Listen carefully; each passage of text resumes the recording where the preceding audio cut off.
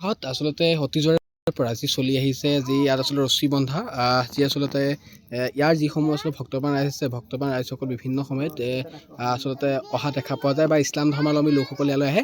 আৰু আপোনাৰ পৰা জানিব খুজিছোঁ ইয়াত আপুনি ৰছী বান্ধিছে, কিয় বান্ধিছে? মন্ত্ৰী কৰি আছে। ক'ৰ পৰা আহিছে? সোণাৰীৰ পৰা আহিছে। ক'ৰ পৰা আহিছে? সোণাৰী। ক'ৰ পৰা আহিছে? সোণাৰী। কি ভাবিছে ইয়ালৈ আহি পেলাই, মানে কেনেকুৱা নতুন বছৰটো? নতুন বছৰ বহুত ভাল।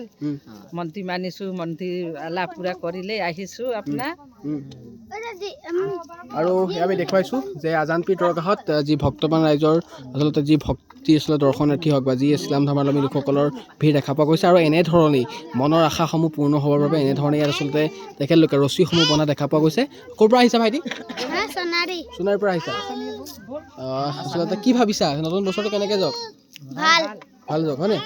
হয়, এয়া হৈছে আজানপীৰ দৰগাহৰ আচলতে পৰিৱেশ। আৰু বছৰৰ দ্বিতীয়টো দিনত এনেধৰণেই আজানপীৰ দৰগাহত বিভিন্ন প্ৰান্তৰ পৰা দৰ্শনাৰ্থীসকলে আহি ভিৰ কৰা দেখা পোৱা গৈছে। আৰু এয়া আমি দেখুৱাইছোঁ আপোনালোকক আজানপীৰ দৰগাহৰ গোটেই যিটো আচলতে পৰিৱেশ।